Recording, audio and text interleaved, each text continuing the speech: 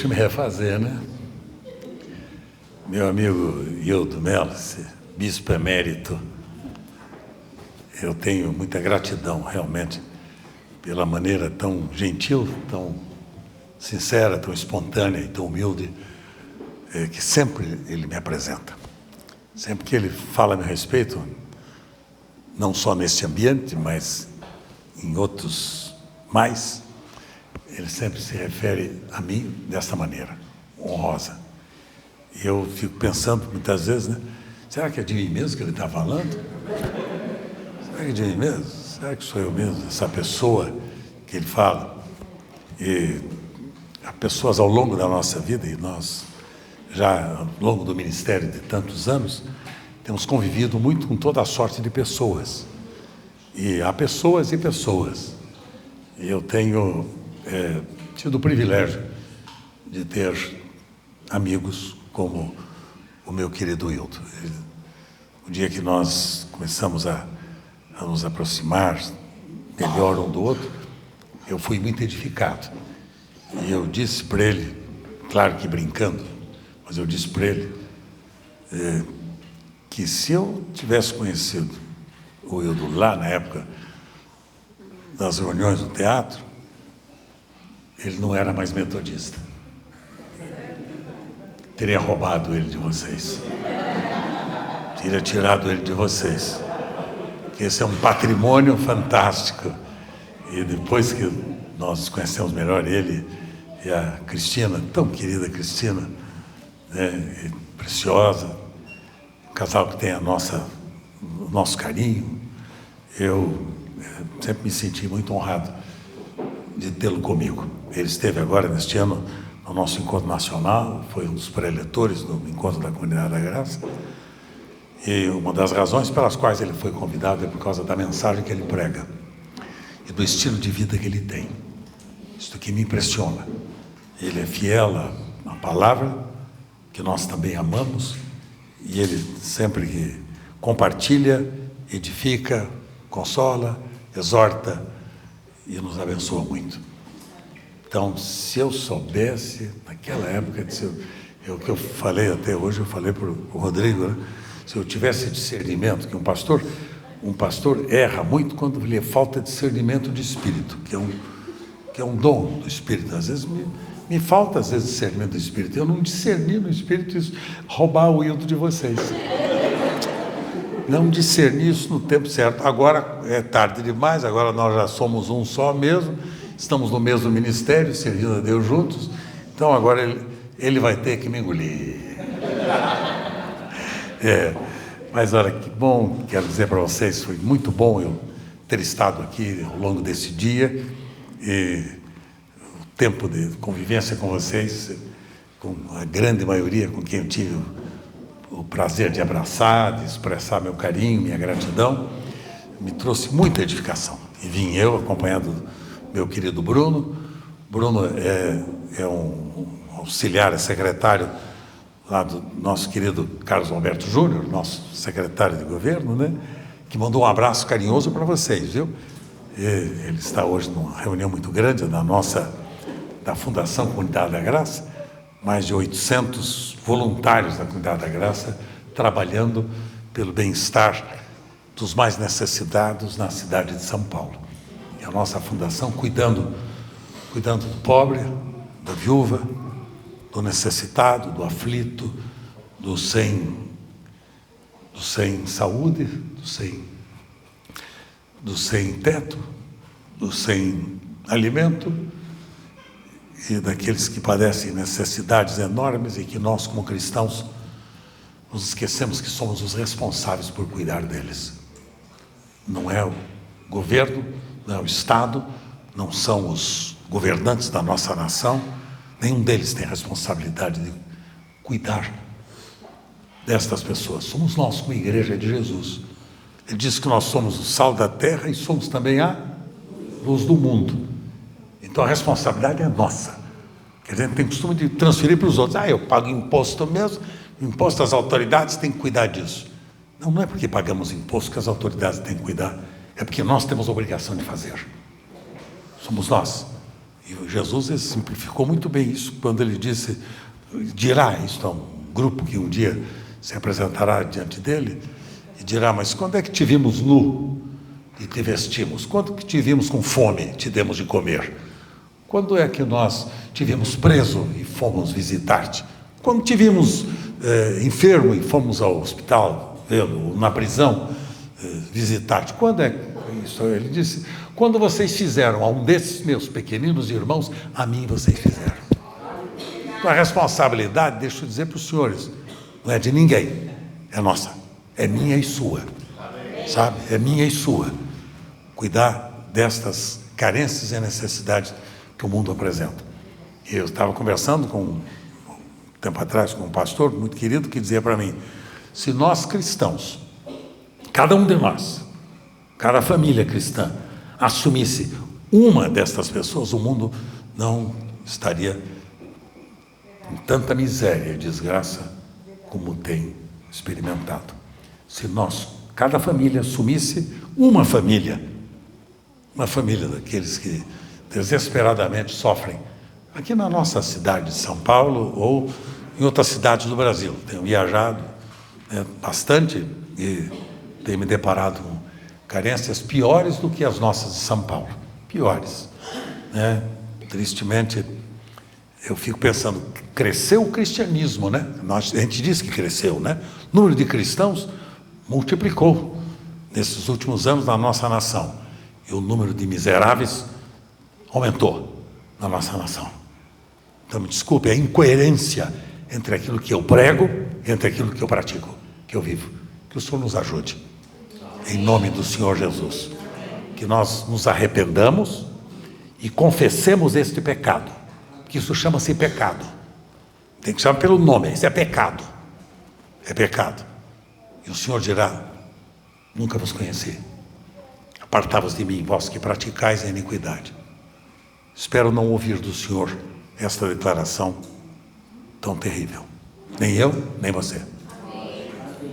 Então, deixo um abraço do Carlos Júnior para vocês, do Ronaldo, meu filhão, que é o pastor da comunidade sede, Ronaldo Bezerra, que falou comigo ainda hoje, orando por mim, me abençoando. Este é um outro filho querido que me ajuda a edificar o ministério do Senhor. E eu me sinto honrado de tê-los comigo. Então, estou voltando, que amanhã eu preciso estar com ele, no ministério específico lá na comunidade sede. E a Sueli, minha querida consorte, na suma acepção da palavra. Que mulher consorte, viu?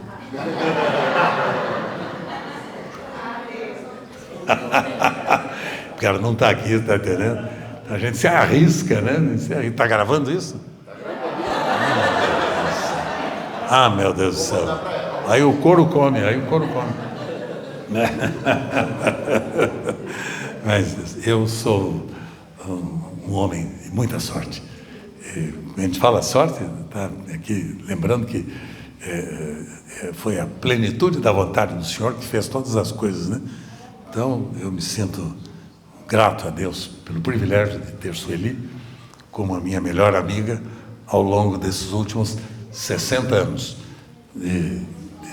Um ano de namoro, outro ano de noivado e 58 anos de casamento. E a bichinha não desistiu de mim. Não, eu até agora está lá firme, já mandou uns recadinhos para mim aqui, diz que ela está com saudades enormes. Eu posso entender isso, eu entendo, muita saudade, né? Não, é compreensível, está com saudade, mas mandou um abraço, pediu que eu abraçasse carinhosamente a Cristina, viu? E a cada um de vocês. Sueli é uma preciosidade que o Senhor me deu. Ela só não veio comigo por causa do evento que realizaram hoje, com as mulheres, né? Um congresso de mulheres lá em Ermelino, Matarazzo, e a Sueli e a equipe foi responsável pelo ministério que as mulheres têm desenvolvido no Brasil. Então, é o chamado Ministério das Mulheres Intercessoras, que é um trabalho que vem crescendo grandemente entre nós. E eu me sinto seguro quando eu sei que há um grupo, né, que leva a sério a responsabilidade da intercessão e que cuida bem de cada um de nós e que eu estou incluído neste projeto também. Isso me dá coração tranquilo. Mas muito obrigado, viu, pelo carinho de vocês, a alegria de ter estado com o Rodrigo, a querida... eu ia falar Adriana, que eu cismei, né? A Andréia, querida, muito obrigado. E tive um bom tempo hoje à tarde com esse casal que me trouxe ao coração tanta alegria da convivência. Saber que nós temos uma geração de obreiros que leva a sério o ministério que está desenvolvendo. Então, eu tive a oportunidade de ouvir esse casal hoje, me edificou tanto, me abençoou tanto. Eu fico muito grato a Deus por conhecê-lo e estreitar os nossos laços. Se bem que nós nos conhecemos já faz tempo, né, Rodrigo? Há pelo menos 2000 anos. Quando nós fomos incluídos na mesma cruz. E de lá diz o apóstolo São Paulo, de ambos os povos ele fez um só. Então, há 2000 anos. Eu não vi o meu amigo há 2000 anos. Então, hoje eu tive o privilégio de conhecê-lo, de estar mais próximo a você. E obrigado, viu, Wildo, mais uma vez, pelo carinho seu, pela generosidade do seu convite. Você sempre faz isso comigo e muito obrigado mesmo. Você é um amigo leal. Uma das coisas que hoje em dia a nossa sociedade tem tanta carência, infelizmente. Que o Senhor nos ajude, que Ele nos guarde, que nos capacite a sermos coerentes com a fé que proclamamos, a fim de que Ele seja reconhecido, o nome dEle exaltado e Ele seja, acima de tudo, glorificado. Obrigado, Paizinho, pela alegria de estar com os meus irmãos. Obrigado por estar com meu coração cheio de alegria e profunda gratidão por tudo aquilo que vi, ouvi e experimentei neste dia junto com os meus irmãos. Oro, Senhor, invocando o teu cuidado abençoador sobre a vida de cada um deles, seus lares, suas famílias, o ministério, a vida pessoal, particular, conjugal, familiar. Oro abençoando a cada um dos teus filhos e abençoando o tempo que teremos agora juntos, Senhor, sendo confrontados por tua palavra, que é viva e eficaz, que é mais poderosa do que espada alguma de dois gumes, que ela penetre de fato no íntimo do nosso coração, na nossa alma, nas nossas juntas e medulas, e que ela produza edificação, consolo e bênçãos, pois é a minha oração com gratidão, Pai, no nome de Jesus. Amém. Há um tema que neste mês de setembro eu tenho abordado pelas nossas reuniões que eu tenho pregado, nas várias comunidades por onde tenho passado, porque é o tema do mês de setembro, relacionado com a prevenção do suicídio, que em verdade é um fato incontestável. E só este ano, para vocês terem ideia, só este ano, dizem os analistas e tudo, os pesquisadores, só neste ano, 1,5 milhão de jovens suicidaram-se no Brasil. Jovens, estou falando de jovens, não é adultos, jovens. Isso segundo as pesquisas que foram registradas, porque normalmente famílias que têm esse tipo de experiência procuram não divulgar para evitar, né, outros problemas adversos. 1,5 milhão. E aí, então, eu estava vendo a explicação, né, sobre isso, dizendo que desse 1,5 milhão de suicidas, 1 milhão deles é de classe média alta. Classe média alta, não é de classe inferior, mais simples, baixa, né? Não. Média alta. Quer dizer, de lares que têm recursos, né? Famílias que têm que tem os benefícios, né, de grandes posses e por aí afora. 1,5 milhão suicidou-se este ano no Brasil. Toda vez que falo sobre isso, eu sempre procuro pensar. Eu devia ter deixado fechado. Isso. Sabe o que aqui é isso? A armadilha que eles fazem contra o pregador. Armadilha. Eu queria que... É uma armadilha fatal. Né? Esse tipo de coisa... Sempre põe mais para lá, filhão. Põe junto. Isso, assim fica mais... Entendeu? Essa questão do meu amigo... Bispo pode fazer isso, né, pessoal? Bispo pode. Pastorzinho tem que ficar quietinho. Não discutir. E não discuta. Escuta, foi o bispo que fez, o senhor obedece a ordem. Mas tem que pôr sempre longe de mim. Eu não gosto de pôr nem copo d'água, nem garrafa perto de mim, porque eu sei que vai acontecer um acidente. Eu sei que vai. Tá? Mas, então eu falava sobre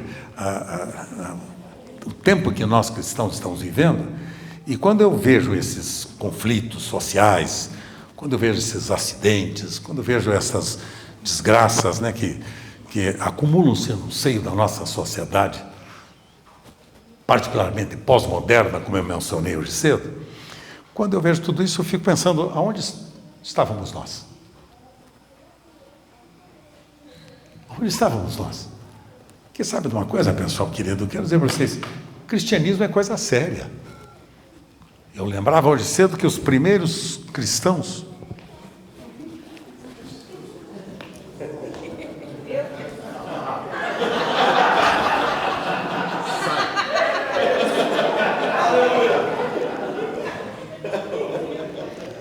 você notou que o inimigo está furioso comigo, você notou? Você notou?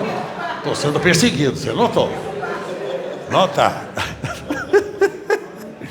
Mas, então, toda vez que eu observo esses dramas todos que nós estamos aí nos deparando, o que eu fiz? Não consisti, pastor, mas eu prefiro. Pode deixar. O que foi que houve? Água. Água faz bem. E a irmã veio para me ajudar a secar a água. Pode continuar. Obrigado, querida. Eu vou pedir que primeiro seque-se a água e depois, então, eu ficarei com liberdade de me movimentar aqui. Pronto. Nossa, não pensei que fosse causar tanta confusão. Depois da apresentação que ele fez, dá uma olhada. Tá vendo? Se ele tivesse apresentado, até o Carlos Alberto tem que eu vai pregar hoje à noite, tá? Receba o rapaz aí, tchau, vamos embora. Ah, não, ele fez toda aquela conversa, aí eu fiquei muito emocionado, e aí derruba a água, tira o microfone, joga fora o pedestal, faz uma confusão danada. Mas, enfim, voltemos ao assunto que nos interessa. Mas, então, diante deste quadro todo que a sociedade pós-moderna está vivendo, e que agravou-se cada vez mais, como nós vimos hoje cedo, eu fico pensando, aonde estamos nós, como cristãos? E qual a nossa responsabilidade? Que, como eu lembrei hoje, quando os primeiros discípulos de Jesus, lá de Atos dos Apóstolos, capítulo 2, depois de terem sido cheios do Espírito Santo, batizados com um poder sobrenatural, que lhes dava autoridade para comunicar o Evangelho. As línguas estranhas eram línguas inteligíveis, línguas conhecidas de todos aqueles que estavam reunidos por ocasião da festa de Pentecostes, todos aqueles povos reunidos ali. Então, eram línguas inteligíveis. Eles falavam das grandezas de Deus. Eram línguas inteligíveis que eles falavam das grandezas de Deus. Portanto, exaltavam a Jesus e proclamavam Jesus e a sua poderosa salvação. Aqueles primeiros cristãos saíram e foram, como eu disse hoje, foram até Antioquia, da Síria, uma região próxima ali de Israel, foram ali e lá, na Antioquia da Síria, eles foram chamados pela primeira vez, diz a Escritura, pela primeira vez de cristãos. Porque a palavra cristão, né, significa, etimologicamente, os parecidos com Jesus. pessoas semelhantes a Jesus, ou no grego os matetes, os pequenas maquetes, os pequenos cristos, né? Eram os pequenos cristos. E eu fico pensando, a igreja mudou? A história da nossa matriz não deve ser reproduzida? Ela nasceu lá, em Jerusalém. Nós nascemos lá. Quando eles chegaram fora do país, lá estavam sendo conhecidos como os pequeninos cristos. Aqueles que se pareciam no seu caráter, na sua conduta com Jesus. E então eu fico pensando, mudou a Bíblia? O Espírito Santo deixou de fazer o que ele fez? Reproduzir Jesus nas pessoas? Deixamos de ser parecidos com Jesus? Às vezes, quando eu penso nesse assunto, fico lembrando, a senhora casou-se com um pequenino Cristo? A senhora casou-se com um pequenino Cristo? O senhor casou-se com uma pequenina Cristo? Seus pais são os pequeninos Cristos? Seus filhos? Quem somos nós? Qual a nossa identidade? Qual a nossa origem genética? Ele veio para o que era seu e os seus não receberam, mas a todos quantos o receberam, deu-lhes o poder de serem feitos filhos de Deus. Qual é a nossa origem genética? Jesus é o primogênito de Deus. Primogênitor, quer dizer, o primeiro de uma geração nova de homens e mulheres semelhantes a Jesus. Semelhantes a Jesus. Então, nós, quem somos? Então, o que me preocupa nesses dias é observar que o cristianismo está sem identidade. O cristianismo está brigando nas ruas. O cristianismo está xingando pessoas. O cristianismo está violentando direitos. O cristianismo está mentindo. O cristianismo está divulgando fake news. Isso chama-se mentira. E os mentirosos são filhos de quem? Do diabo. Isso a gente sabe de cor salteado. E onde estão os pequeninos cristos? Esta é a minha angústia como pastor, como ministro de Deus, mas como cristão. Que antes de ser pastor, eu sou filho de Deus, marido de Sueli, pai de 6 filhos, 3 naturais e mais 3 sobrenaturais. Pai de 3 filhos naturais e 3 sobrenaturais, adotivos. O Senhor me deu o privilégio de vê-los transformados em filhos de Deus. Então, onde estamos nós? Qual a nossa identidade? O que as pessoas pensam de nós? O que as pessoas entendem do nosso cristianismo, cheio de utopias tantas vezes?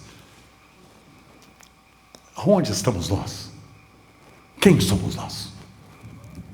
Os semelhantes a Jesus? Não dá para ser menos, pessoal. Não dá para ser menos, pessoal. Por isso, quando eu tenho falado sobre esse assunto do mês de setembro, né, da prevenção contra o grande e terrível mal que tem se abatido sobre esta geração, do número de pessoas fugindo da realidade da sua própria vida, fugindo por várias razões,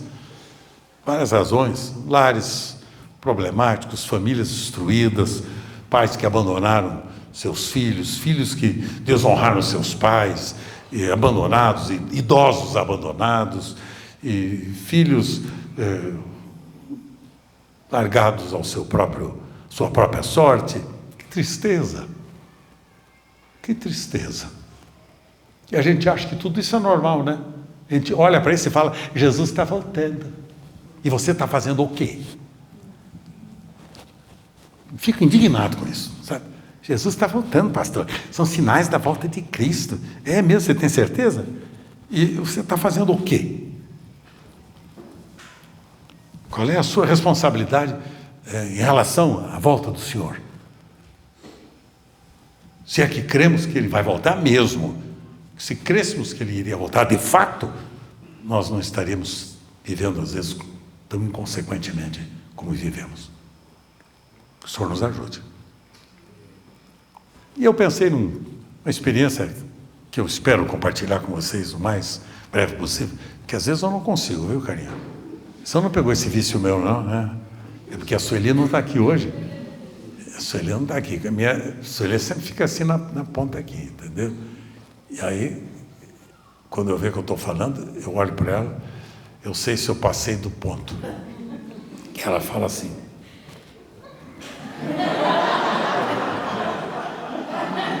Já sei que eu tenho que parar, tá entendendo? Como ela não está aqui, só o Wildo que está aqui, o Wildo fica sorrindo para mim, então, que leve a breca. Que leve a breca. Mas eu queria que vocês abrissem comigo a Escritura Sagrada, o Evangelho de João, capítulo de número 13. Esse capítulo 13 do Evangelho de João é muito conhecido de todos nós, pois é o capítulo que trata exatamente de um momento fantástico na história do ministério de Jesus, e o maior ensino, penso eu, né, que Jesus deixou para os seus discípulos sobre a questão de a quem servir e como servir. Quando ele reúne os seus discípulos, vocês estão lembrados, eu vou ler aqui alguns textos, né? Jesus reúne os seus discípulos, capítulo 13, né? Olha lá, veja lá, capítulo 13, verso 1, só para a gente lembrar. Antes da festa da Páscoa, sabendo Jesus que era chegada já a sua hora e de passar deste mundo para o Pai, tendo amado os seus que estavam no mundo, amou-os até o fim.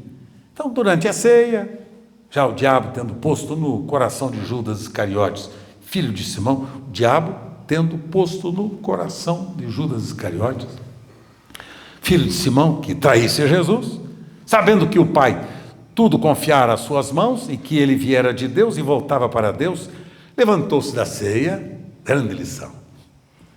Tirou a vestimenta de cima, tomando uma toalha, cingiu-se com ela, depois deitou água na bacia e passou a lavar os pés dos discípulos e enxugar-lhes com a toalha com que estava cingido.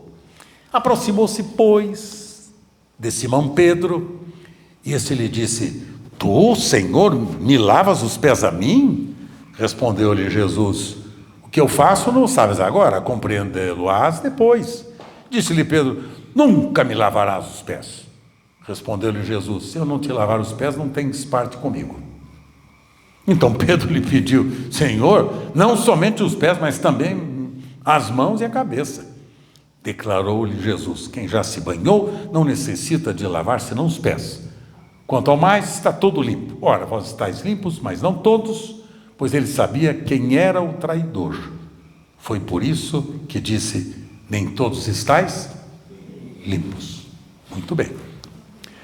Depois de ter lavado os pés, tomou as vestes, voltando à mesa, e perguntou aos seus discípulos: Vocês compreendem o que eu fiz? Compreendeis o que eu vos fiz? Vós me chamais mestre e senhor e dizeis bem, porque eu sou. Ora, se eu, sendo senhor e mestre, vos lavei os pés, também vós deveis lavar os pés? Deveis lavar os pés? Lavar os pés de quem? Quem são uns dos outros, uns aos outros? Quem são aqui? Quem são? Quem é o seu próximo? Quem é o seu próximo? É o seu próximo mais próximo de você. Sua família, seus filhos, seus vizinhos, seu patrão, seus empregados, seus irmãos, a família de Deus. Quem é seu próximo? Porque eu vos dei o exemplo, para que como eu vos fiz, façais vós. Eu fiz, dei exemplo para vocês. Façam vocês, repitam o que eu estou ensinando para vocês. Em verdade vos digo que o servo não é maior do que o seu senhor, nem o enviado maior do que aquele que o enviou. Ora, se sabeis estas coisas, bem-aventurados sois se as praticardes, se as fizerdes. Se vocês sabem de tudo isso, é bom praticar, disse Jesus. Porque senão a gente fica só no intelecto, não desce para o coração e para a nossa prática.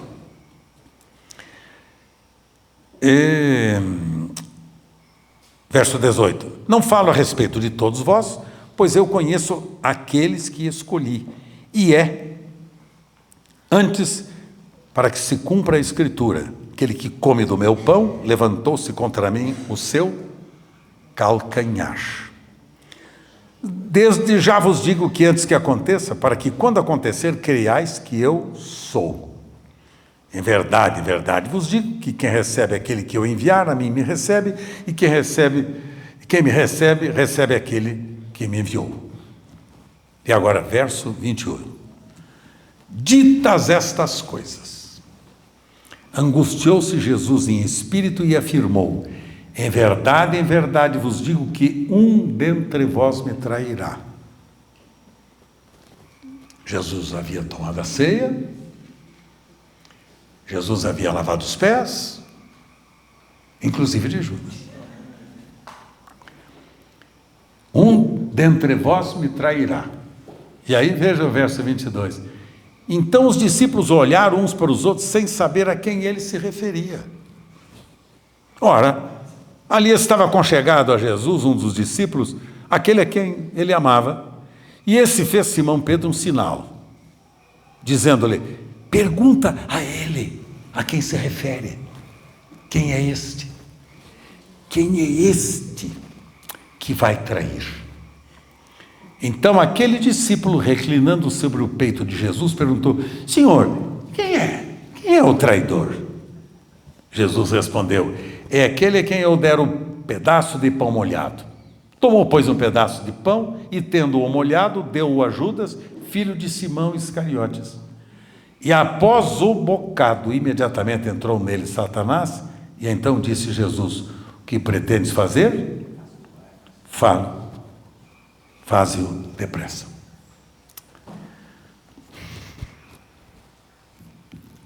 Me incomoda esse texto. Jesus toma a ceia, lava os pés.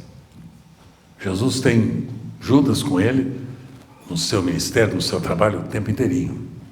Judas servindo, ajudando, participando, como está Pedro, Tiago, João, André, os demais, todos. E Jesus diz: um dentre vós vai me trair. Um dentre vós. Mas quem? Aí pega um pedaço de pão, parte e coloca exatamente na boca de Judas, dá a Judas. E aí os discípulos ficaram pensando: e aí? Quem é este? Quem é este? Veja o verso 28. Nenhum, porém, dos que estavam à mesa percebeu a que fim Jesus lhe dissera isso. Isso para mim é incrivelmente estranho.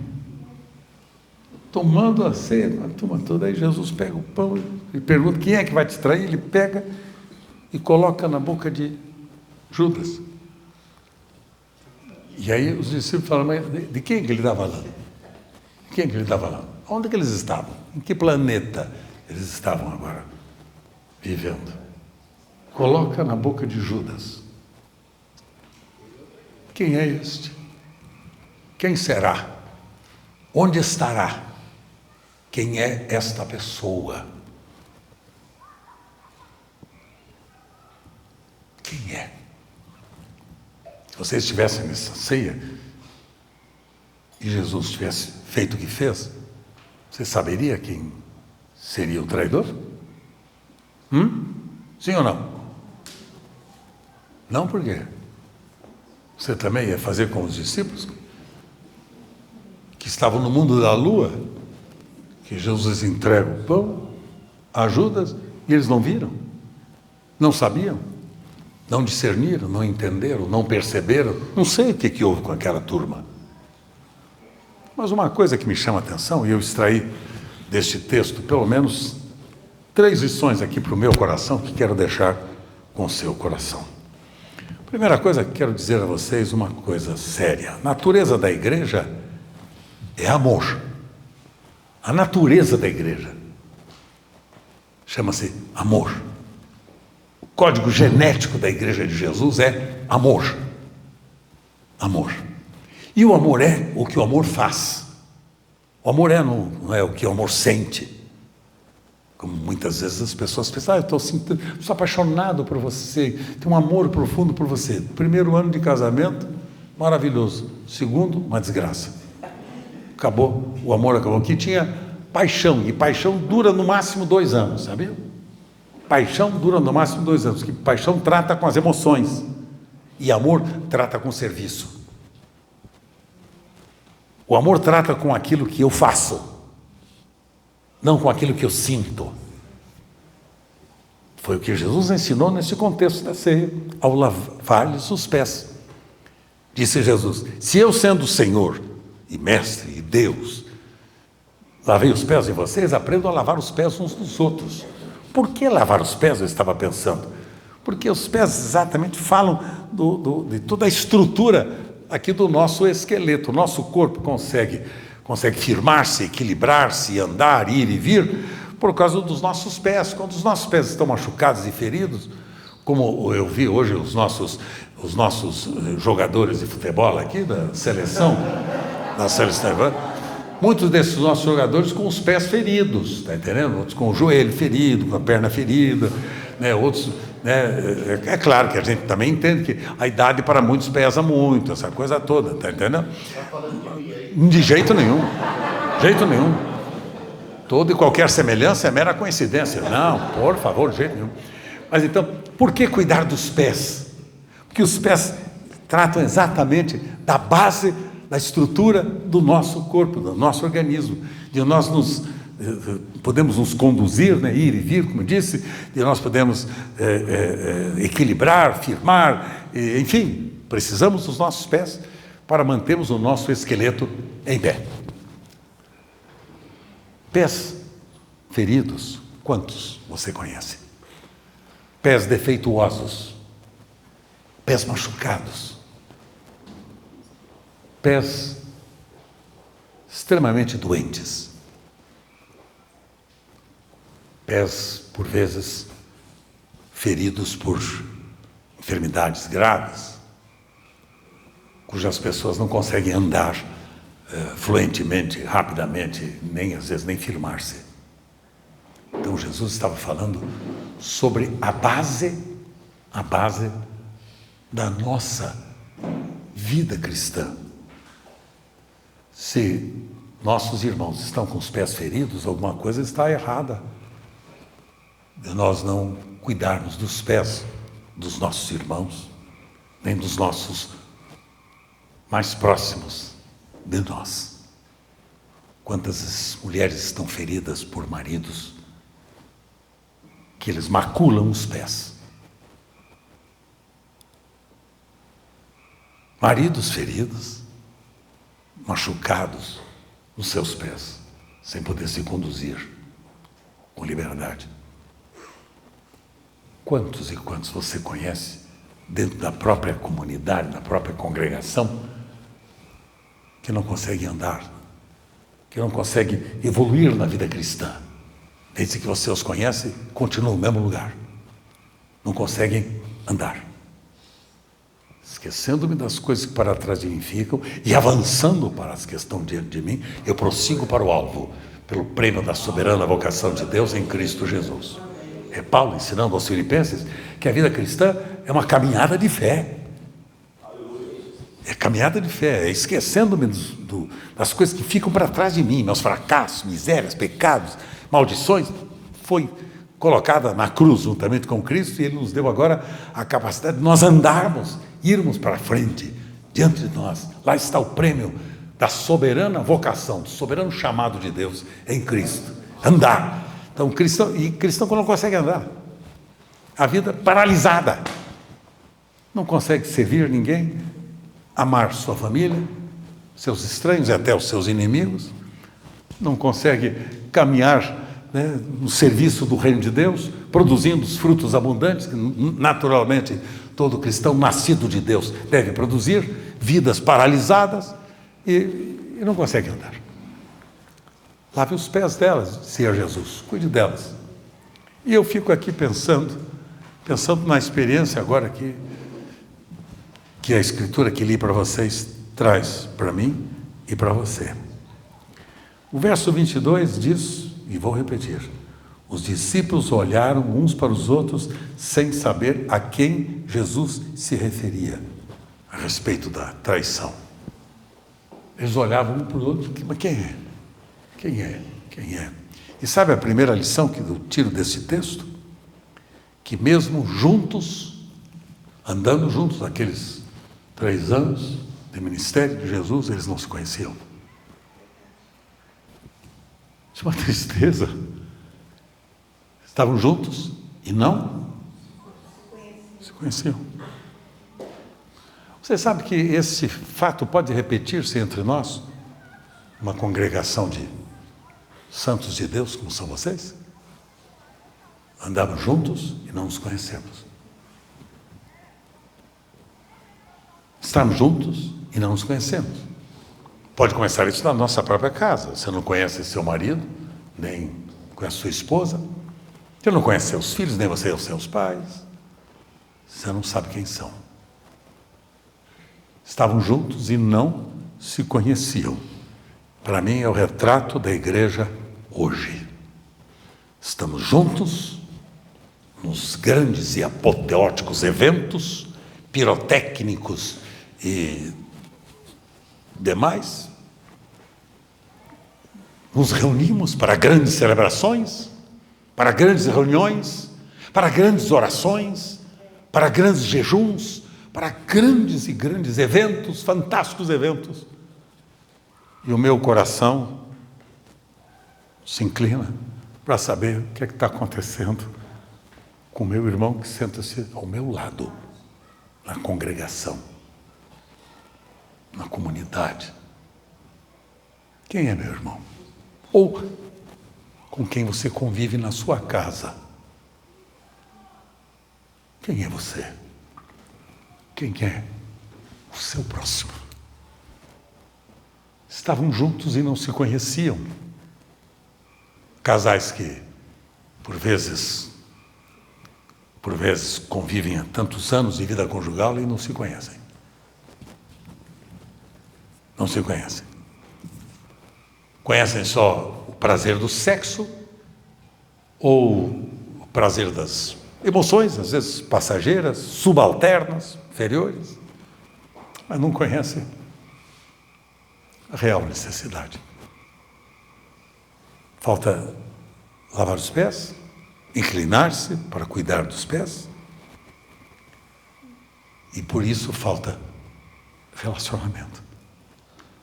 A igreja de Jesus, a base da igreja de Jesus é relacionamento. A gente fica falando que somos o corpo de Cristo. Como somos o corpo de Cristo? Por vezes ele está completamente destruído, desconjuntado, quebrado. Se nós não nos amamos como o Senhor tem nos enviado a amar, lave os pés aí. Para quem ele falava isso? Para os seus 12 discípulos. Inclusive para Judas. Lave os pés aí. Cuide aí. Se incline aí. Pare aí. Faltava relacionamento. Faltava comunhão. Faltava sensibilidade em relação à necessidade do meu próximo. Você sabe alguma coisa sobre o seu irmão? Você sabe qual é o drama que a sua esposa está vivendo hoje?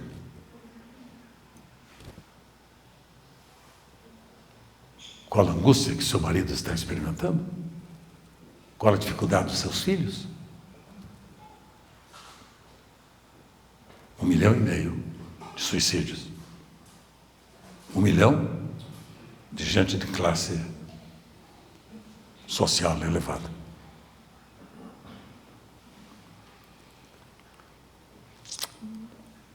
Você sabe algo sobre seu irmão? Tem medo de falar com ele? Aproximar-se dele? Eu fico pensando aqui, mesmo juntos não se conheciam. Rodrigo, querido, estava lá junto, convivendo. Isso me incomodou, esse texto, como comecei a estudá-lo. Junto.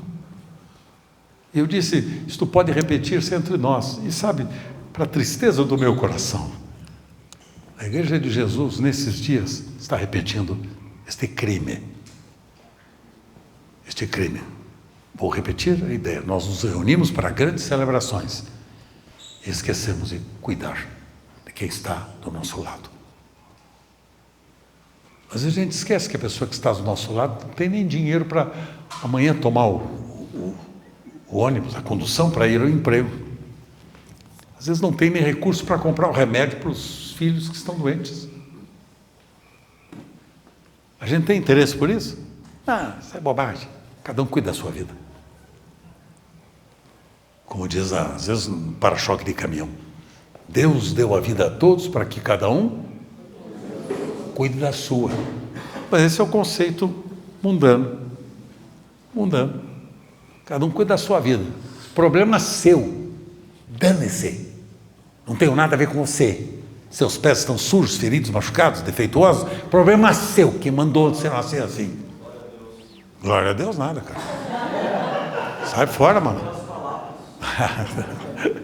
É verdade, querido. Só para te provocar que eu fiz. Porque nesse aspecto, muitas vezes, a gente está dando glória para o diabo. Sabe? Mesmo juntos, não se conheciam. O que é que você sabe sobre a pessoa que está sentada do seu lado aí agora?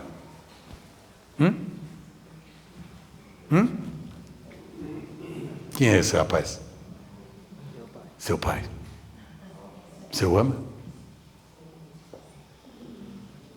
Você tem interesse por ele?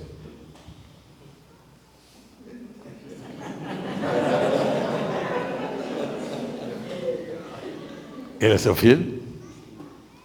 Você conhece as crises do coraçãozinho dele?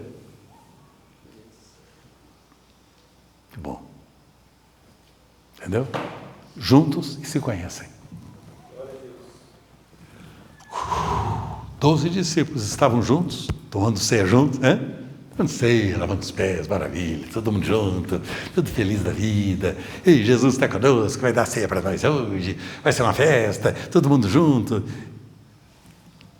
E o Judas vai morrer. Esse problema é dele. Como eu ouvi de alguém que me disse, Judas era um predestinado ao inferno. Eu disse, só na tua cabeça. Tua cabeça, porque eu não creio num Deus que me predestinou para ir para o inferno. Eu creio num Deus que me predestinou para ser semelhante ao seu Filho Jesus. Isto eu creio. Predestinados para a salvação. Essa predestinação que eu creio é esta. Tá? Mesmo juntos e não se conheciam. Só para provocar vocês. O que é que você sabe da pessoa do seu lado? Imagina. Não me conte mesmo. Conte para ela. Para ela. Tá? Segunda lição que eu tiro aqui, verso de número 26, dá uma olhada. Jesus respondeu, é aquele quem eu der o pedaço de pão molhado? Tomou, pois, um pedaço de pão, tendo-o molhado, deu a Judas, filho de Simão Iscariotes. E após o bocado, imediatamente entrou nele Satanás. Entra agora, depois, não antes, tá? Então disse Jesus, agora o que você pretende fazer, faz-o logo. Pessoal, a segunda lição aqui para mim é fatal. Se na primeira lição que eu extraí do texto faltou relacionamento e comunhão entre os discípulos, na segunda faltou solidariedade e ajuda. Judas ficou só. E o bocado que Jesus oferece talvez fosse a maneira dele chamar a atenção de que ele é que precisava de ajuda. Jesus está precisando de ajuda, pessoal. Jesus disse: esse que vai me trair é esse cara aqui que está comendo o pão que eu vou lhe oferecer. Se o coração de Judas estivesse cheio de amor, o diabo entraria nele. Ele sentiu arrependimento, sentiu remorso, diz a Escritura. Um arrependimento tardio,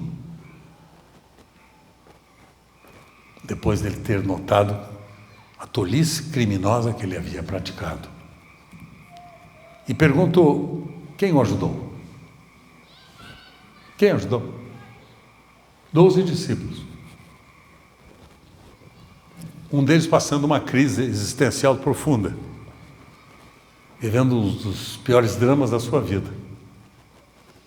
Se ele falhasse, o diabo entraria nele. O que ocorreu?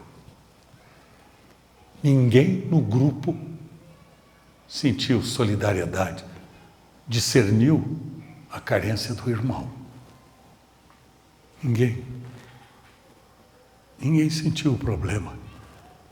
Ninguém sentiu a tentação do irmão. Ninguém sentiu o drama que ele estava vivendo. Ninguém percebeu nada. Faltou relacionamento e comunhão, como faltou solidariedade e ajudas. Judas não encontrou solidariedade. O verso 28 diz que nenhum, porém, dos que estavam à mesa percebeu a que fim Jesus lhe dissera isso. Sentados à mesa com Judas, ninguém percebeu. Sabe por quê? Porque eles estavam mais interessados em comer, né? Comeu bastante, um prato gostoso e saboroso devia ter sido servido, preocupados em suprir as suas necessidades físicas, pessoais, e ninguém interessado com seu irmão. Jesus está dizendo: um de vocês vai me trair. Isso já deveria ter criado um pânico enorme no grupo. Vamos trair o mestre, para com isso, quem será o cara? Vamos ver o que pode fazer para demover, para ver qual é a causa disso. Vamos ver, Jesus mostrou, deu pão para ele. Será que é ele? Vamos ver. Ô Judas, vem cá, rapaz, o que é que está vendo com você? Jesus disse que se desse o pão, né, para a pessoa que o trairia, naturalmente seria esse o responsável. É você, Judas. O que é que está vendo, meu irmão? Você está precisando de ajuda? Vem aqui, rapaz, vamos conversar junto aqui do lado, vamos trocar ideias, vamos pensar junto um pouco. Vem cá, Judas.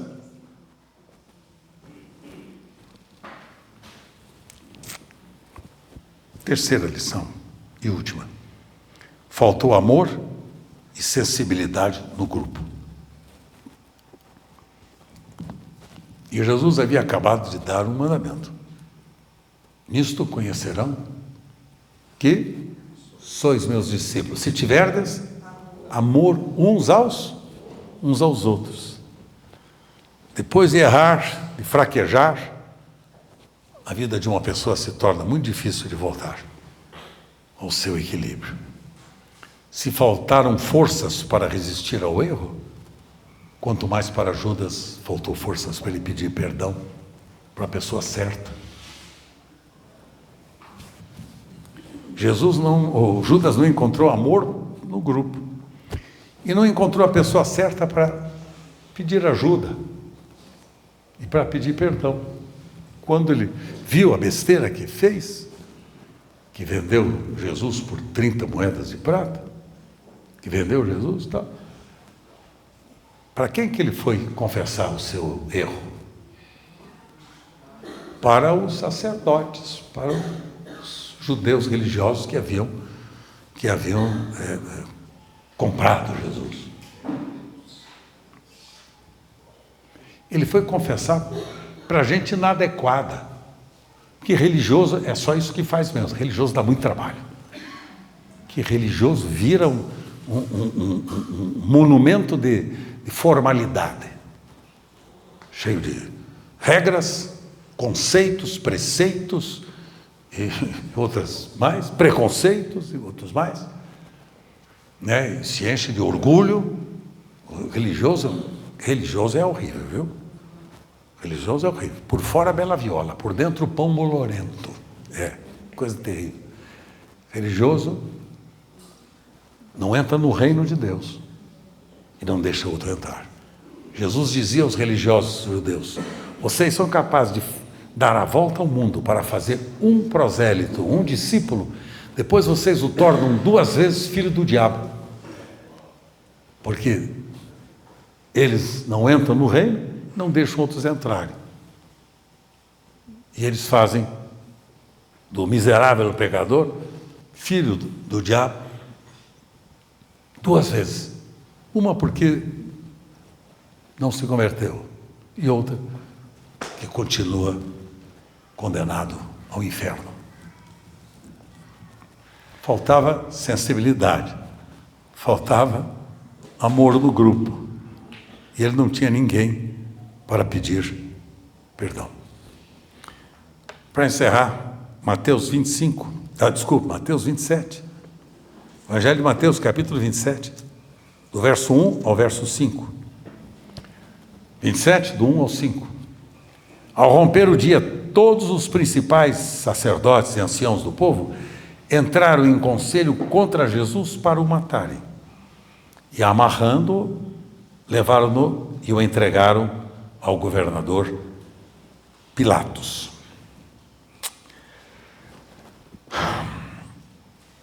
Então Judas, o que o traiu, vendo que Jesus fora condenado, tocado de remorso, devolveu as 30 moedas de prata para os principais sacerdotes, aos anciãos, dizendo: pequei, traindo sangue inocente. Eles, porém, responderam: que nos importa? Isso é contigo, o problema é teu. Então Jesus, atirando para os santuários moedas de prata, retirou-se e foi enforcar-se. Retirou-se e foi enforcar-se. Ele não tinha alguém para confessar o seu pecado. Onde estavam os irmãos? O tempo todo que ele conviveu com os discípulos de Jesus, onde estavam? Estavam comendo, estavam participando de uma boa e lauta refeição, preocupados consigo mesmos, cuidando do seu ventre. Onde estavam? Jesus não tinha ninguém para pedir perdão, para pedir ajuda. E quero dizer uma coisa para você: quem não confessa tentação, vai confessar pecado. E diz o Tiago, apóstolo, que a tentação nos leva exatamente ao pecado, fatalmente. A quem confessar? A quem pedir ajuda? Ele não tinha ninguém. Quer dizer, ele não tinha nem amizade com nenhum dos discípulos.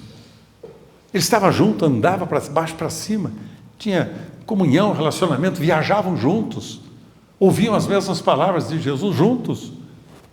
E ele foi confessar o seu pecado para quem não tinha condição de ouvir nem de ajudar Judas a ser perdoado. Quando você tem uma tentação, você confessa para quem? Quando você tem uma tentação, você confessa para quem? Ou aqui ninguém sofre tentação? Não, porque pode ser. Eu estou num ambiente elitizado, né? Pode ser que eu não seja.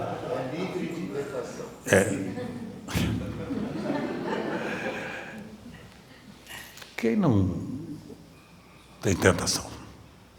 Porque quem não confessa a tentação vai confessar pecado. E aí é tão difícil, tão duro, tão cruel, não é verdade, pessoal?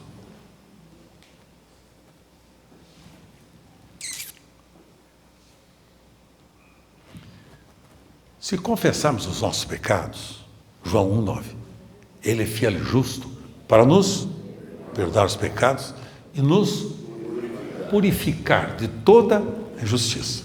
Então, primeira coisa, quando confessamos os nossos pecados a Deus, Ele nos perdoa e purifica de todo pecado, certo? Quando nós confessamos o nosso pecado aos irmãos, Ele nos cura. Confessai, pois, vossos pecados uns aos outros, para quê? Para quê? Para serdes curados. Quando eu confesso a Deus, Ele me perdoa. Quando eu confesso ao meu irmão, eu sou curado. Agora eu pergunto, você tem alguém para confessar pecado? Ou você também não tem pecado? Não tem tentação, não tem pecado. Você está vivendo em que planeta? Que planeta? Que planeta? Quem não tem ninguém para confessar sua tentação, para abrir o seu coração em confiança e expressar sua necessidade, fatalmente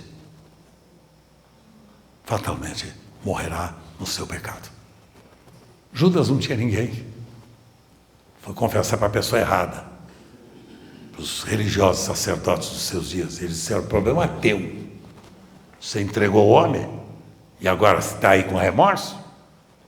Está arrependido? Você não tem ninguém para falar mesmo, esse problema é teu. Dane-se. Faça o que você quiser com esse dinheiro. Assim que o mundo trata com as necessidades e carências uns dos outros. Mas eu estou falando com a igreja de Jesus. Vocês são a igreja de Jesus. Eu só queria saber. Estou falando com pastores, né? São líderes. É isso mesmo? É? Estou falando? É ou não? Ou estou em lugar errado? Estou falando com vocês, pastores. A quem vocês confessam tentações, dificuldades, pecados? Confesso tudo a Deus, não dou satisfação para ninguém. Vai para o inferno com tripa e tudo. Se confessarmos nossos pecados, Ele é fiel e justo. Agora, imagine se nós pastores não conseguimos ter ninguém para falar. Imagina o rebanho. Pessoal, tem uma multidão suicidando-se. Isso não diz respeito a você? Que tipo de obreiro de Deus é você? Irresponsável?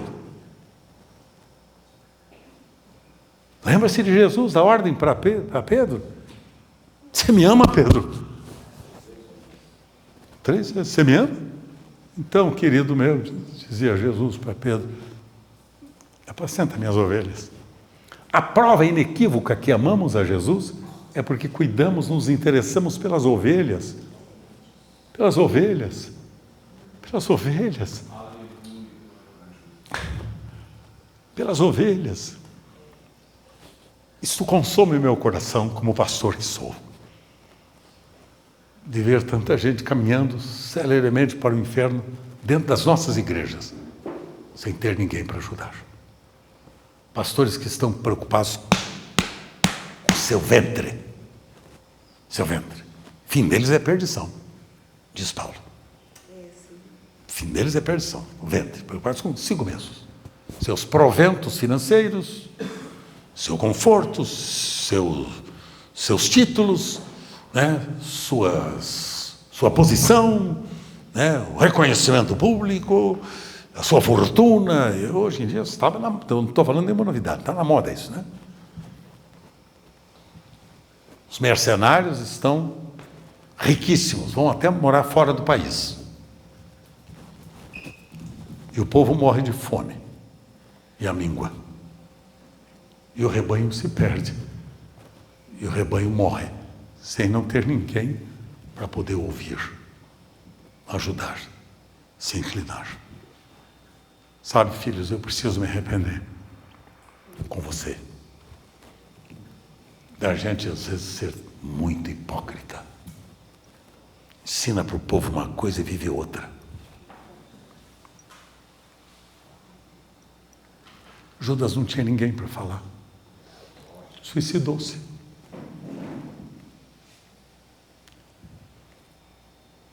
Sabia que dentro das nossas igrejas esse fato se repete tantas e tantas vezes.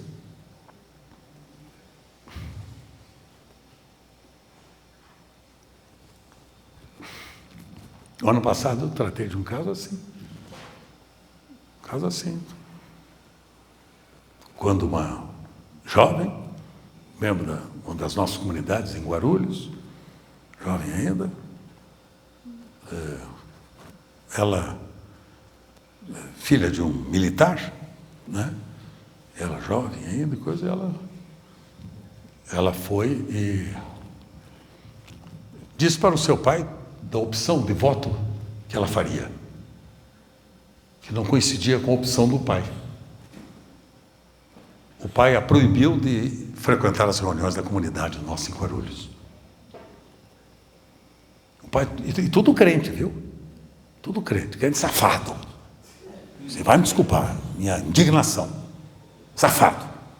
E o pai proibiu-a de ir nas reuniões dos jovens, chamamos de MAG, né, dos nossos jovens, e de ir à igreja. Enquanto ela estivesse com aquela ideia de votar no candidato que não era do seu pai, então ela não ia na igreja, não participaria mais das reuniões na igreja de Deus. Sabe o que ela fez?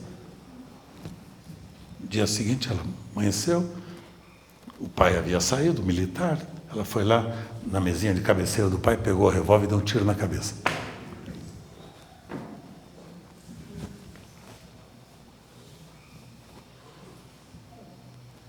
Sabe? Esse pai vai responder diante de Deus. E tudo crente, viu?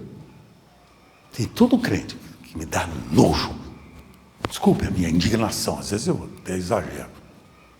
Mas me dá nojo de ver como nós cristãos estamos tratando destas questões que implicariam na expressão do nosso coração, cheio de amor, já que nós nos dizemos tão cheios do Espírito Santo. Fala em línguas, profetiza, oramos, orações fantásticas, bonitas, maravilhosas, uma coisa linda. Mas no momento da prática, que tristeza. Imagine peso na consciência desse pai que viu a filha suicidar-se porque ele foi responsável.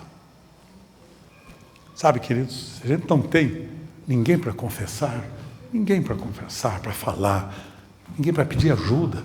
Se você não tem um companheiro de julgo, um companheiro de caminhada, se você não tem alguém de confiança. Gostei quando um irmãozinho hoje me apresentou, um amigo dele disse: esse aqui é meu amigo, é leal.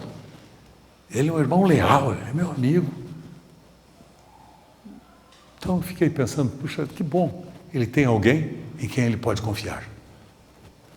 Porque, infelizmente, para nós, pastores, os senhores e senhoras que estão aqui, que tristeza a gente ver dentro das nossas igrejas, gente que não dá para confiar.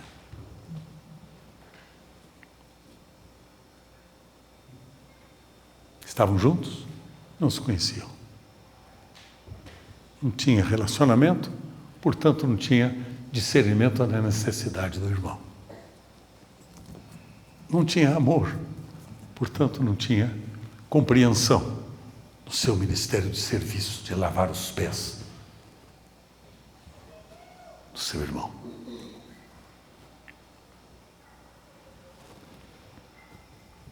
Eu vou embora, fica tranquilo.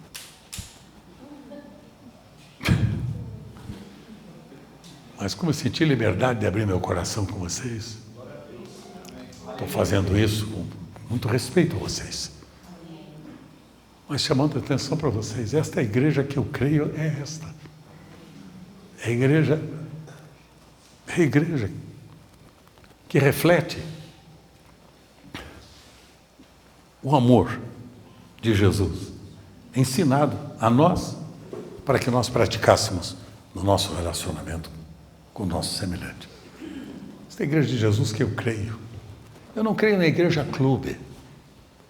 Na igreja clube, onde eu vou por mero entretenimento. Se eu encontro um clube melhor, onde tem a quadra de esportes melhor do que a minha, onde tem uma piscina mais bonita, onde tem reuniões mais festivas do que a minha, eu já troco o clube. Eu vou do clube A para o clube B. E agora está numa competição, agora com os membros, né, das igrejas. Competição danada, né? Tem até gente fazendo propaganda da igreja hospital. Igreja é um hospital, coisa. Eu fiquei pensando, ué, hospital? Como assim? Igreja é um hospital. Se você tem lá na sua igreja, se você tem lá gente que está sofrendo, gente que foi lá machucada, gente que foi ferida, gente que ficou doente com o problema que teve lá, pode trazer aqui para nós que nós curamos eles, aqui no nosso hospital.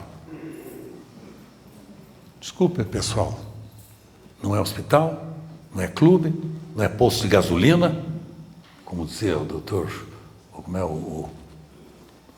puxa, minha mente, o nome está horrível, não? Ralph Neighbor, obrigado. Ralph Neighbor. Então, a igreja é a família de Deus. É onde nós nos interessamos uns pelos outros. Eu vi o pai e o filho aqui, vi o seu gesto amoroso com o seu pai. Coisa bonita isso. Hoje os filhos não agem mais assim com seus pais. Seu filho é precioso. Faça dele cada dia um discípulo de Jesus cada vez melhor. Gostei muito de você, carinha. Como é seu nome? Felipe. Quantos anos você tem? 14. Puxa, que pena. Minhas netas têm mais, não dá para...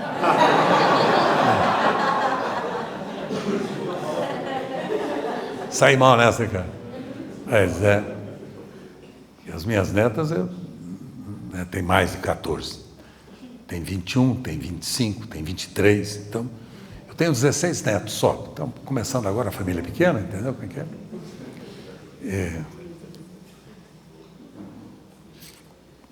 Um neto como você, eu teria um grande prazer em recebê-lo na minha família.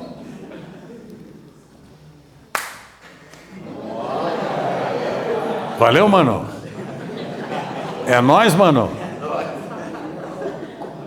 É nóis, mano? Hã? É? Como assim? É Corinthians? Olha lá, eu sabia. Certeza que é perguntar. Certeza. Olha, obrigada por essa revelação. Essa veio do alto. Queridos, esta é a igreja que eu creio. É a igreja em que, amados, amemo-nos uns aos outros, porque o amor é de Deus. E qualquer que ama é nascido de Deus e conhece a Deus, porque Deus é amor. 1 João, capítulo 4, versos 7 e 8. Amados, amemo-nos uns aos outros, porque o amor é de Deus. E qualquer que ama, agora, é nascido de Deus. É nascido de Deus, não é membro da igreja, não é batizado nas águas, não é pastor emérito, não é diácono fantástico, não. Nascido de Deus. Pergunta que eles fazem: você já nasceu de novo? Porque eu descobri até pastores que não nasceram de novo. Meu amigo Carlos Antunes, e eu tenho autorização para compartilhar isso, Carlos Antunes, que me ajudou muito no Ministério da Comunidade da Graça, desde o princípio, mas chegou uma época em que entre nós era muito forte esta mensagem sobre a regeneração. Muito forte, sobre o novo nascimento, a importância de nascer de novo, muito forte. E eu me lembro que o Antunes, que é meu amigo, eu conheci o Antunes antes de conhecer a Sueli. Tenho uma amizade com o Antunes há muitos anos. E, uma determinada ocasião, o Antunes me chamou, com lágrimas nos olhos, e me disse: Beto, ele me chama de Beto, Beto, deixa eu dizer para você, sou pastor ao seu lado há tantos anos, e preciso confessar a você uma coisa. O que foi, tu não? Beto, eu preciso ser batizado outra vez, porque eu não nasci de novo. E agora eu estou entendendo este milagre da regeneração. Agora estou crendo e confessando isto. E até então eu era pastor e não havia nascido de Deus. Agora eu entendi. Você me batiza, Beto? Então eu batizei o Antunes pela segunda vez. Um pastor. Estou lembrando de um só, tem vários. E a minha pergunta, você já nasceu de novo? Eu não sou juiz de você, nem sou o Espírito Santo, sou só o seu irmão, que amo você. E se você não nasceu de novo, você não entra no reino de Deus. É por isso que tem tanta gente dentro das nossas igrejas, bons religiosos, que não entram no reino. O que é entrar no reino? Entrar no reino quer dizer entrar debaixo da autoridade do rei. Pessoas que não se submetem à autoridade do rei. Por isso não entram no reino. Que não estão debaixo da autoridade do rei Jesus. Você já nasceu de novo? Que se você não nasceu de novo, você não entra no reino de Deus. Disse Jesus a quem? A Nicodemos. O religioso fantástico dos seus dias. O mais ilustre daquela região. Sabe, queridos? O que ama é nascido de Deus. E conhece a Deus, pois Deus é amor. Deixo com vocês esta reflexão. Perdoe, às vezes, de maneira às vezes, meio eloquente, que eu às vezes falo, mas foi para o seu bem. Porque eu amo você. Eu não quero entrar na glória celestial, que no reino já estou. Na glória celestial não quero entrar sem entrar juntamente com você.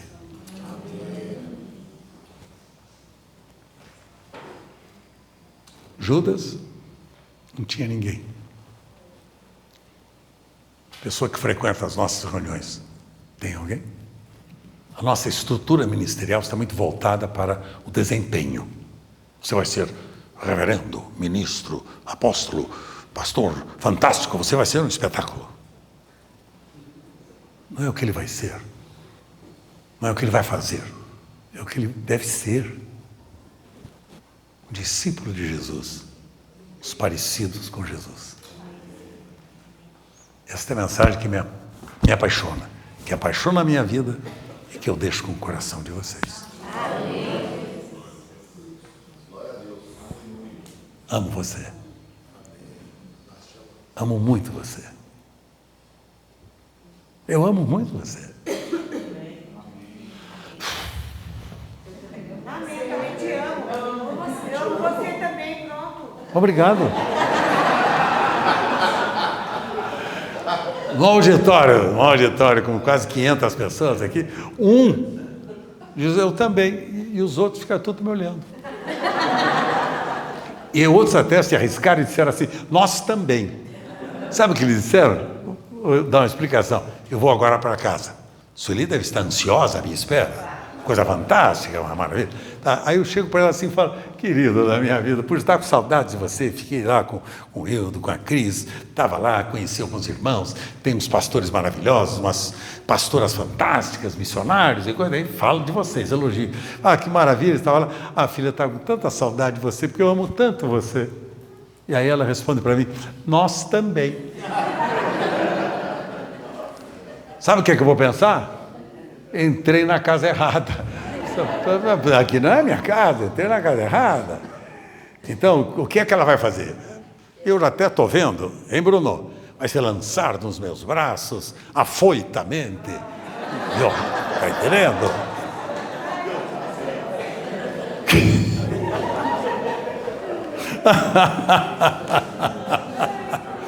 Né? Ou então quando eu provoco vocês falando assim, né? Eu fico vendo o seguinte, o nível de entendimento que nós temos sobre confissão de amor. A gente pensa que confissão de amor é convidar para o sexo, para a sensualidade. Não, amor não é sexo, amor é serviço. Amor é lavar os pés. Quando eu digo para a Sueli que eu amo, estou dizendo, aqui está o seu servo que veio lavar seus pés. Quando eu falo para os meus irmãos, para o Hildo Melo, meu precioso amigo, quando eu digo, eu amo você, Hildo, eu estou dizendo, aqui está o seu servo que veio lavar seus pés. Porque foi Jesus que mandou fazer isso. Então, o amor não é o que o amor sente. O amor é o que o amor faz. Faz. A gente tem dificuldade. O senhor já fez uma confissão de amor hoje para sua esposa? Não precisa se manifestar, porque senão vai dar uma encrenca conjugal hoje aqui, séria. Se manifesta. Né, Cris? É mesmo, Cris?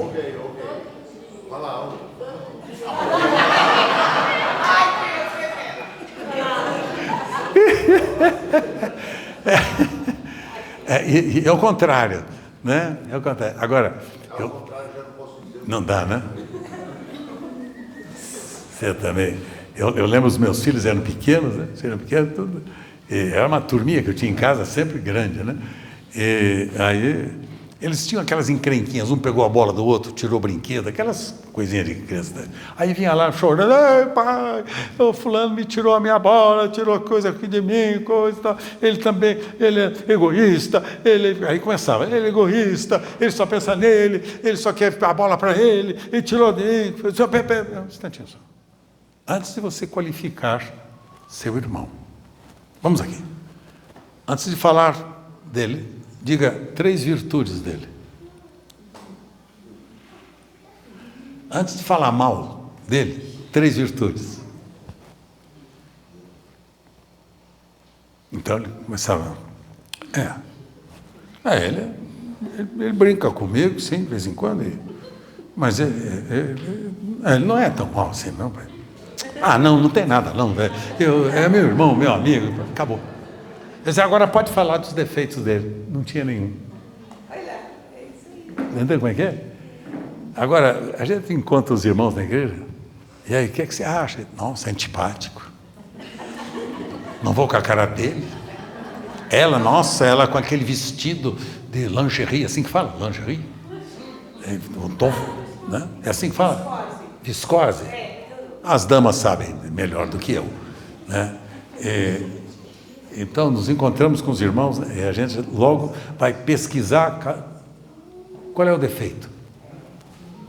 Nossa, eu não gosto da cara dele, hein? Nossa, como diz o Wildo, meu santo não bate com o dele. Você é corintiano, pode ser de São Jorge. Não, São Jorge ama todos, tá entendendo? São Jorge ama todos. Então, queridos, a gente não tem o hábito de fazer isso. Abraçar, aliás, nem o mandamento recíproco a gente consegue praticar. Do osculai-vos uns aos outros, é mandamento. Um dos meus livros, o penúltimo, né? Os mandamentos recíprocos são 25 mandamentos recíprocos. Amai-vos, exortai-vos, edificai-vos, corrigi-vos, osculai-vos. É mandamento, é mandamento. Por quê? Porque o ósculo é a evidência da nossa aliança com o irmão. Eu não beijo pessoa com quem eu não tenho aliança. Mas as pessoas que eu tenho aliança, entre elas, vocês, meus irmãos, meus amigos, bobeou, eu taco-lhe um beijo na cara.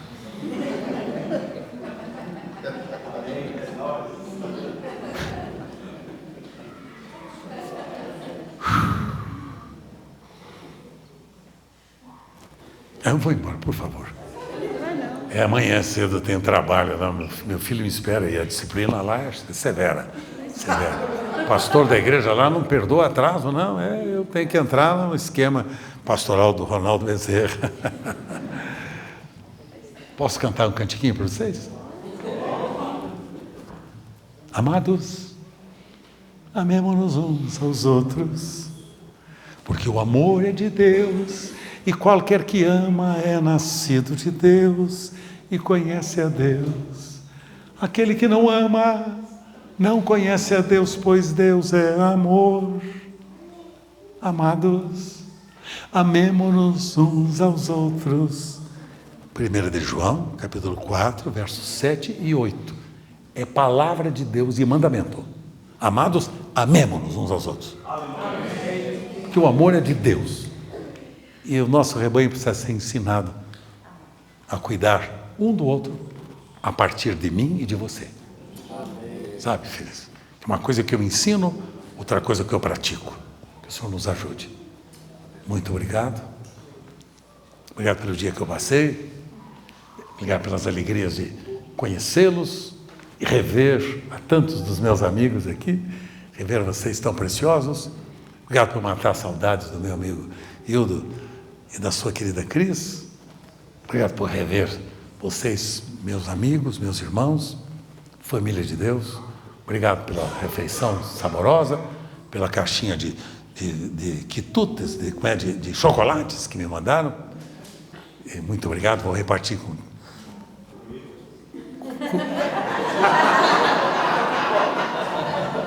Cara, como é nóis, mano.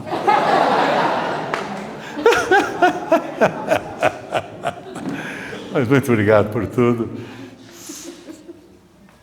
Tinha vontade de ficar mais tempo, mas não posso. Preciso ir embora, pessoal. Alguém tem que trabalhar nessa casa, tá entendendo? Vocês vão descansar, vão repousar à noite. E eu gosto dessa conversa, viu, pessoal? Ainda mais, não faça isso nunca com o pastor. O pastor é um problema, vocês sabem disso, são pastor. Pastor, você dá para ele um microfone e dá um auditório, filho, esqueça, o cara não para nunca de falar. É uma coisa louca. Então, pastor é um bicho muito difícil de ser controlado. Tá? Mas, muito obrigado. Pai, obrigado. Obrigado, Pai. Obrigado. Obrigado. Obrigado, Pai, pelo privilégio de ter estado com meus amigos e meus irmãos. Por esta família tão preciosa que Tu tens levantado nesta geração para abençoar tantas e tantas famílias desta terra, necessitadas e carentes. Ouvimos Tua palavra, recebemos o desafio. Ajuda a gente, Senhor, a colocar em prática, que nós não queremos ser meros ouvintes, que olham-se no espelho, seu rosto natural como ele é, e logo que saem da sua frente, esquecem dele. Que a gente não esqueça que somos parecidos com Teu Filho Jesus, e que devemos repetir a história do Teu Filho Jesus, abençoando as famílias da terra, e esta geração carente e sofrida, que nesses dias convive entre nós. Que Tu nos uses como sal e como luz, abençoando, Senhor, a partir de nossa família, do nosso cônjuge, dos nossos filhos e entes queridos, junto com a Tua igreja tão amada, quem queremos servir e honrar, para que Jesus, Teu Filho amado, seja glorificado. Leva-nos em paz agora, São Paulo, e obrigado por teres me trazido aqui junto com o Bruno, para estar com os nossos irmãos. Nós os abençoamos, em nome do Pai, do Filho e do Espírito Santo. Amém. Obrigado.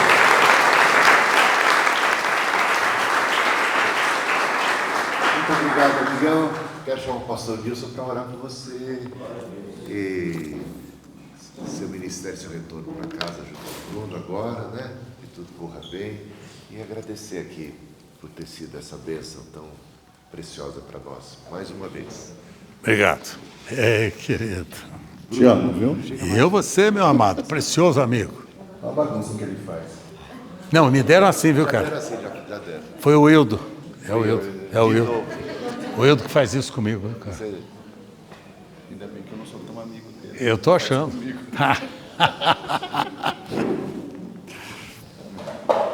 Pai querido, Pai eterno, muito obrigado, Senhor, pela vida do Teu Filho, Senhor Deus, que Tu tens dado, Senhor Deus, esse tempo para que estejamos juntos, para que Ele pudesse ministrar aquilo que Tu tens colocado no coração dele, Senhor, para conosco, Pai. Muito obrigado por aquilo que Ele tem representado, Senhor, nas nossas vidas, Senhor, na minha vida de maneira particular, especial, Senhor. Muito obrigado, Pai, pela vida do pastor Carlos Alberto Bezerra, Senhor. Amém. Ó Deus querido, muito obrigado, Senhor, pelo Bruno que o acompanha, Senhor. Amém. Ó Pai, que agora no caminho de volta, Senhor, a Tua bênção esteja com eles, também a Tua proteção, Senhor. Amém. E possam, Senhor Deus, estar em suas casas, Senhor, louvando e glorificando o Teu santo nome. Amém, Senhor. Continua abençoando, renovando, fortalecendo, Senhor, para que, ó Deus, possamos ainda conviver muito tempo juntos.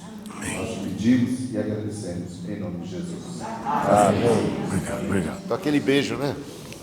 Obrigado, amado. Obrigado, amado, querido. Precioso. Eu quero te ver com 120, tá? Vou lá. E você vai junto comigo, cara. Exatamente, eu quero te ver com 120. Só para dizer uma coisa para vocês. Nunca dê microfone para um pastor.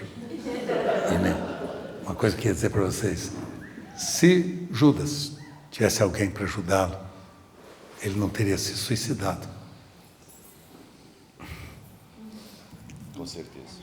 Se nós cuidarmos das pessoas que estão sofrendo traumas psíquicos, emocionais, familiares, enfim, toda sorte, se nós nos preocuparmos com uma, elas não vão morrer sem conhecer a graça de Deus. Não vamos deixar que Judas multipliquem-se em nosso meio, que acabam traindo Jesus, abandonando Jesus e suicidando-se. Que o Senhor nos livre. Amém. Obrigado.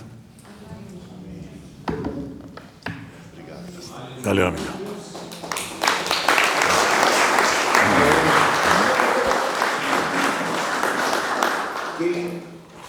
Que pastor que chegou depois, pastor que chegou depois, que ganhou o livro? Ó, é um casal. Então, Débora, em nome do casal, você vai ver, deixar o fato de fora. Quem mais chegou? Cristina vai pegar ali? Pode ver, Cris. Adriano, quem chegou depois? A Ana, chega mais. Vai receber o livro. Esse livro nós estamos... É o Concílio Geral e o Concílio Sul. Presenteando a Ana. Quem mais chegou? Quem ainda não ganhou? Bom, é isso aí, gente. Muito agradecido, pastor.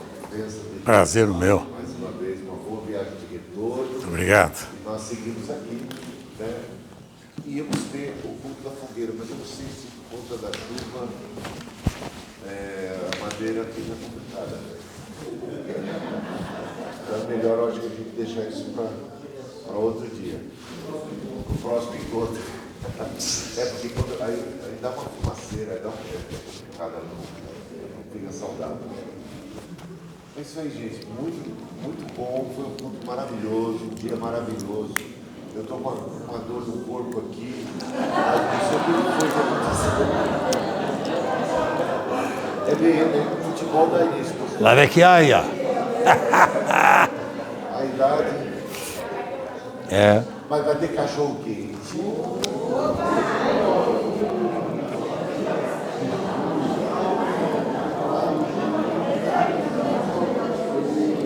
Gente, amo vocês. E o amor cobre uma multidão de pecados, não é isso não? Isso aí. O amor cobre uma multidão. Uma das coisas que eu aprendi sobre isso é que tem dois aspectos. Uma é que quando a gente ama, a gente perdoa e cobre uma multidão de pecados das pessoas que pecaram contra nós. É isso aí. O amor cobre uma multidão. E a outra coisa é que isso, quem perdoa, também tem um crédito aí legal, né? Oração do Pai Nosso, né? Pai, perdoa-nos assim como nós perdoamos. Então isso também cobre uma multidão de pecados nossos. Então vamos investir nesse negócio do amor, que é um bom negócio. Eu acho que vale a pena. Bom investimento. Deus abençoe, uma boa noite para todos. Amanhã a gente segue vai ter o culto de fechamento, vamos ter Santa Ceia. Até a próxima. Todos juntos aqui, vai ser uma bênção. A irmã Denaí já foi, né? Diz que ele vai atrás de mim. Né? Ela vai participar então da ceia, ela vai participar de uma outra ceia amanhã. Uma traíra. Bênção de Deus. Pastor, que bom que o senhor lembrou. Gente, valeu. Bênção de Deus, boa noite para todo mundo. A gente segue comendo um cachorro quente ali e na comunhão dos irmãos santos. Querido, bom demais, hein? Especial demais. Senti tão em liberdade que acabei dorme multidão,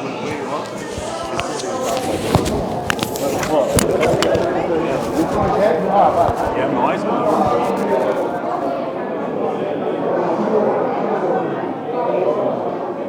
Temos cuidado.